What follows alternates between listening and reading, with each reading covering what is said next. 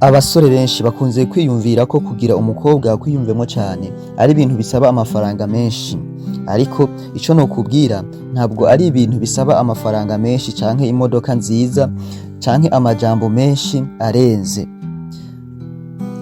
Akenshi ni ibintu bito bito cane abahungu bakora bikarangira umukobwa akwiyumvamwo canke bikarangira umukobwa yumva yoba iruhande yawe. Uyu munsi muri iki kiganiro tugiye kurabira hamwe ibintu bito bito abakobwa benshi bakunda ku bahungu. Ibi bintu bigatuma abakobwa bagukunda cane canke bigatuma abakobwa bashaka kuba iruhande yawe. Rero nimba uri umusore niwaba ukora ibi bintu canke niwaba witwara nk'ubu buryo bizotuma abakobwa bagukunda cane. Nimba rero iki kiganiro hari ico kiza kuba kigufashije uze kugenda muri commentaire uvuga ati Juif ibi bintu turavyemeranyaho canke ibi bintu nanje ndavyemeza. Ntuze kwibagirwa kudusigira like. Ikintu rero ca mbere ugomba kumenya ko uri wa musore atahurana, umusore ari understanding, wa musore usanga atahurana n'abantu kandi vyoroshe.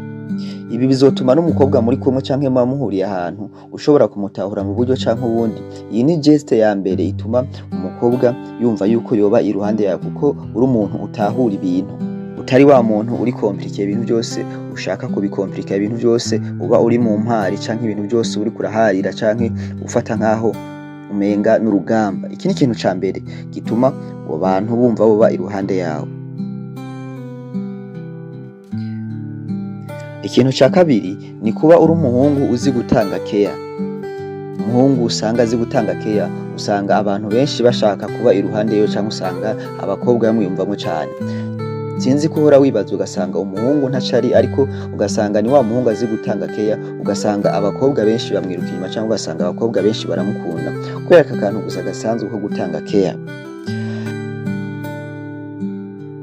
Ikintu ca gatatu ugomba kumenya wewe umusore canke ukuntu ugomba kwitwara ni ukuba utanga canke urekura mu gihe umusore utari ingumyi. Muri rukeya ufise ukaba witaho umukobwa, ibi bituma umukobwa yumva yoba iruhande yawe. Akarorero nk'ubu ushobora kugenda kuraba umukobwa arwaye ukamubaza ufata uduki ukamugurira akaji canke ukamugurira ivyamwa, ukamwereka yuko umwitayeho. Muri duko ufise mugabo ukamwereka yuko ufise umutima wo gutanga. Rero nimba uri umusore ufise uyu mutima uzotuma ugishira hafi y'igitsina gore, canke bizotuma abakobwa benshi bipfuza ko mubana nabo canke babi iruhande yawe, ugasanga abakobwa baragukunda kubera aka kantu, umutima wo gutanga. Ikindi kintu ushaka ugomba kumenya nuko uba uri umusore uri smart. Kuba smart ntibisaba ibirenze, ntibisaba yuko uco wikomplika, uco ushaka ibintu bizimvye, uco ushaka kuba kwemeza abantu, ariko kuba smart ni ukwiyitaho muri bike ufise, ariko ukamana ikintu bita isuku.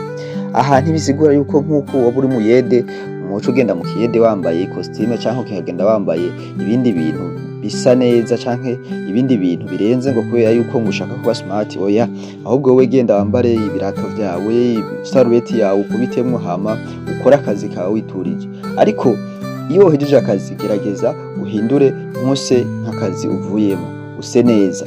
Akenshi uzorabe hari abantu usanga batarize ariko ugasanga bagaragara neza canke basa neza kurusha abizi. Aba bantu baba baramenye ibanga ryo kwiyitaho canke ibanga ryo kwifata neza. Kimwe mu bintu bituma abantu canke abakobwa bashaka kuba iruhande yawe ni iri banga ryo kuba usa neza wiyitaho. Ntibisigura yuko akazi ukora uca usa nako kandi wagaharangije, ahubwo genda ukora akazi kawe, hanyuma je gukora akazi kawe ugaruke uhindure impuzu canke wiyiteho, woge use neza, wambare umeze fresh. Ibi bizotuma abantu bakwibazaho kubera yuko udasa n'akazi ukora.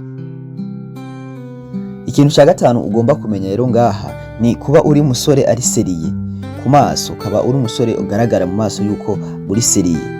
Ibi bisobanuye iki rero? Ibi bisobanuye ko utari wa musore agenda aratwenga ivyo abonye vyose, aho kwa kundi ukunda gusanga bavuga ngo umuntu ngo arafyina cane canke arayayata. Oya, ba umusore ari seriye, wa musore atagenda arajya inzara mu nzira, wa musore adafise ipfunwe ryo kuba yoraba ibintu nyene yemye ahagaze nk'umusore.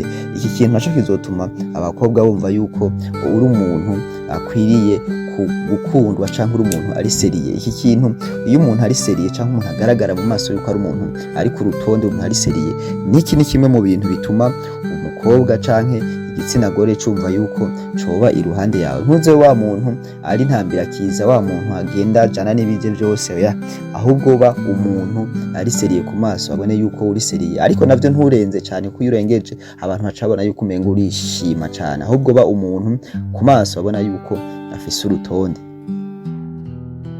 Ikintu ca gatandatu ugomba kumenya kizotuma abakobwa bumva yuko gukunda canke abakobwa batangura kukwiyumvamwo, ni kuba umuntu canke ni kuba umusore azi kwifatira decision. Akarorero, muri ahantu ibintu byose bariko baravuga, wewe imisi yose wama uri umuntu avyemeza buri munsi, ata kintu na kimwe utanze canke ata kintu na kimwe utereye nk'iciyumviro. Ibi bizogushira hasi, bizotuma abakobwa batakwiyumvamwo, ko bazokumva umenga nta jambo ugira. Ariko gerageza ube wa muntu yifatira ingingo, akavuga ati no, jewe ibintu ndabibona uku, canke jewe proposition yanje imeze uku. Uzorabe kenshi abakobwa iyo naho muba muri mu nama canke muri ahantu, bakumva umusore avuga ukuntu abona ibintu, ibi biratuma umukobwa yumva yuko akwiriye kubana n'uriya muntu. Rero iki kintu ni ikintu c'ingenzi cyane, kuba uri umusore azi kwifatira decision. Umusore udashobora kuza kubwira ibintu byose ngo ace yemera, wa musore aba ari muhira canke aba ari ahantu uwundi akaza hamwe tujaha aca agenda, umuntu yakubaza ati yana byagenze gute, ngo je yampitanye ca ndagenda. Iki kintu abakobwa ntibagikunda, bakunda wa muntu azi kwifatira decision, akavuga ati no, je ahantu sindahaja kubera ntibyari bisanzwe biri muri gahunda, canke jewe ntibikunda kubera ko imvo izi nizi. N'iki kintu kiratuma umukobwa yumva yuko ari kumwe n'uwo muntu yoba atekanye. Kandi iki kintu abakobwa benshi barakunda kugifatira ko bavuga ati ninashika no mu rugo uyu muntu niwe azofata decision, no mu gihe hajana n'ibije byose urugo rwacu ruzoba rumeze gute, canke ibintu vyacu bizoba vyifashe gute ko mbona ajana n'ibije byose, aho urumbira ibije byose. Iki kintu naco ni ikintu ukwiye kumenya, gituma abakobwa bakwiyumvamwo, bituma abakobwa bumva boshaka kuba iruhande yawe.